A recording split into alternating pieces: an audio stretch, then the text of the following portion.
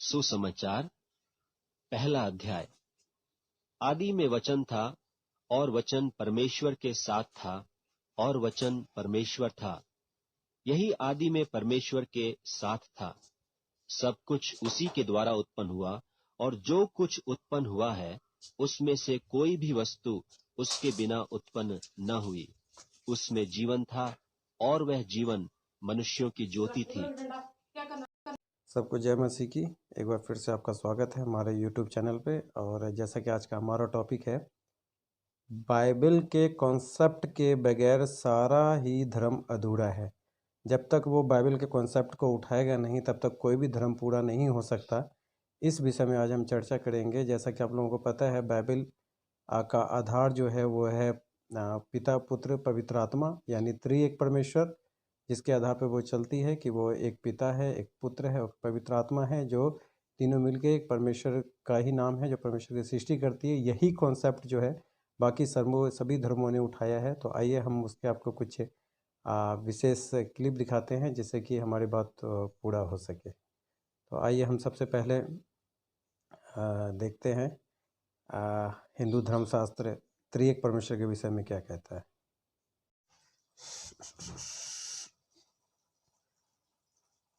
कुंडली टीवी, ब्रह्मा विष्णु और महेश तीनों में कौन है बड़ा? ये नहीं देखा तो क्या देखा। दुनिया में रहने वाले हर इंसान के मन में यह सवाल आता है कि सृष्टि का आरंभ कैसे हुआ।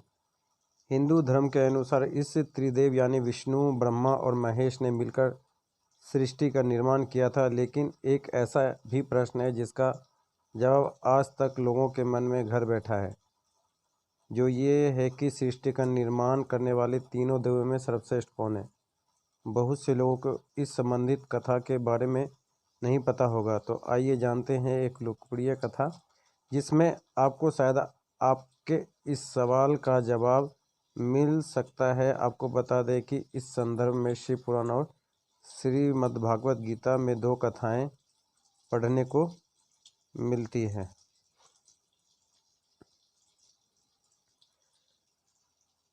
यहाँ जाने शिव पुराण में दी गई कथा। शिव पुराण के अनुसार एक बार ब्रह्मा विष्णु में विवाद हो गया। उन दोनों में बड़ा कौन? जब विवाद इतना बढ़ गया तो उन दोनों में युद्ध की नौबत आ गई। तब उन दोनों के मध्य एक बड़ा सा अग्नि स्तंभ प्रकट हो गया और भगवान विष्णु उस स्तंभ के अंत को पाने के लिए नीचे गए और ब्रह्मा जी ऊपर की तरफ गए। दोनों में से कोई इस अग्नि स्तंभ के अंत को पाने में सफल ना हो सका, जिसके बाद भगवान विष्णु ने अपनी हार स्वीकार कर ली। परंतु ब्रह्मा जी ने असत्य कहा कि उन्हें अंत मिल गया, इसलिए मैं श्रेष्ठ हूँ। ब्रह्मा जी के मुख से असत्य सुनकर उस अग्नि स्तंभ से शिव जी प्रकट हुए और उन्होंने ब्रह्मा जी के 5 मुख में से जो मुख असत्य बोला था उसे काट दिया और श्राप दिया कि संसार में उनकी पूजा नहीं होगी। भगवान विष्णु से प्रसन्न होकर उन्होंने अपने समान पूजे जाने का वरदान दिया। शिव पुराण की इस कथा के अनुसार, जिसके अनुसार शिव जी सबसे बड़े हैं। हम देखते हैं स्वामी दयानंद सरस्वती द्वारा रचित सत्यार्थ प्रकाश में परमेश्वर को 3 रूपों में कैसे प्रकट किया गया है। आइए हम देखते हैं सत्यार्थ प्रकाश।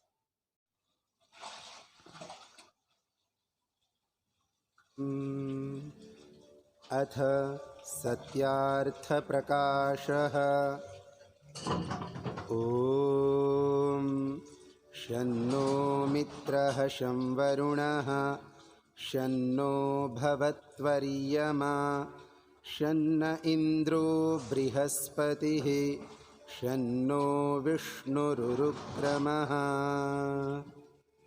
नमो ब्रह्मणे नमस्ते वायो त्वमेव प्रत्यक्षं ब्रह्मासि त्वामेव प्रत्यक्षं ब्रह्म वदिष्यामि ऋतं वदिष्यामि सत्यं वदिष्यामि तन्मामवतु तद्वक्तारमवतु अवतु माम् अवतु वक्तारम्। ॐ शान्ति शान्ति शान्तिः। अर्थ। ओम। यह ओंकार शब्द परमेश्वर का सर्वोत्तम नाम है, क्योंकि इसमें जो अ, उ और म 3 अक्षर मिलकर एक ओम समुदाय हुआ है। इस एक नाम से परमेश्वर के बहुत नाम आते हैं, जैसे आकार से विराट, अग्नि और विश्वादी, उकार से हिरण्यगर्भ, वायु और तेजस आदि, मकार से ईश्वर, आदित्य और प्राज्ञादि नामों का वाचक और ग्राहक है। उसका ऐसा ही वेदादि सत्य शास्त्रों में स्पष्ट व्याख्यान किया है कि आप लोगों ने देखा हिंदू धर्म के में भी ब्रह्मा विष्णु महेश, जब तक ये तीनों प्रकट नहीं होते, जब तक ये तीनों नहीं मिलते, तब तक धर्म की रचना या परमेश्वर को हम नहीं उसके प्रतिपादन नहीं कर सकते, उसके विषय में नहीं चर्चा कर सकते। ठीक उसी तरीके से सत्यार्थ प्रकाश में भी जब हम देखते हैं ओम के 3 प्रकार बताए गए हैं, जब तक वो तीनों प्रकार नहीं मिलता तब तक हमें एक पार्टिकुलर परमेश्वर को नहीं दर्शा सकते कि परमेश्वर कैसा है। ठीक उसी तरीके से बाइबल में तो हम पढ़े ही हैं कि पिता पुत्र पवित्र आत्मा जो है वो बाइबल को दर्शाती है कि बाइबल का त्रिएक परमेश्वर जो है हमारा यहोवा है। तो मेरा कहना सिर्फ आपसे यही है कि जब तक बाइबल के कंसेप्ट को कोई भी धर्म नहीं उठाए तब तक जो है वो अपने आप को पूरा कर ही नहीं सकता, चाहे वो किसी तरीके से उसको तोड़ मरोड़ के पेश करे। लेकिन जब तक वो 3 कॉन्टैक्ट को जब तक वो नहीं उठाता तब तक उसका धर्म पूरा हो ही नहीं सकता। और हम जानते हैं कि या तो वेद जो हिंदू धर्म के हैं और जो सत्यार्थ प्रकाश जो लोग कहते हैं कि भाई हम जो है अलग हैं, दूसरे लोगों ने जो वेद का तर्जुमा किया वो गलत किया या ऐसा किया वैसा किया। तो उसके लिए मैं कहना चाहूँगा कि मैं सत्यार्थ प्रकाश से ही दिखा रहा हूँ कि जब तक आप बाइबल के कॉन्सेप्ट को उठाओगे नहीं तब तक आपका वेद या सत्यार्थ प्रकाश पूरा हो ही नहीं सकता। ये मैं नहीं बल्कि आपके गुरु ही कह रहे हैं। तो ये वीडियो मैं आप लोगों की जानकारी के लिए बनाया हूँ, ना कि किसी के दिल को दुखाने के लिए। अगर फिर भी किसी के दिल को कोई चोट पहुँचती है तो हमें माफ़ करें, हमारा दिल किसी को दिल को दुखाना नहीं है। और मैं इसी तरह की टॉपिक हमारे यूट्यूब चैनल पे लाता रहता हूँ जिससे कि आप लोगों की आंखें खोल सकूँ कि सत्य क्या है। सबसे पुराना जो है वो हमारा बाइबल है।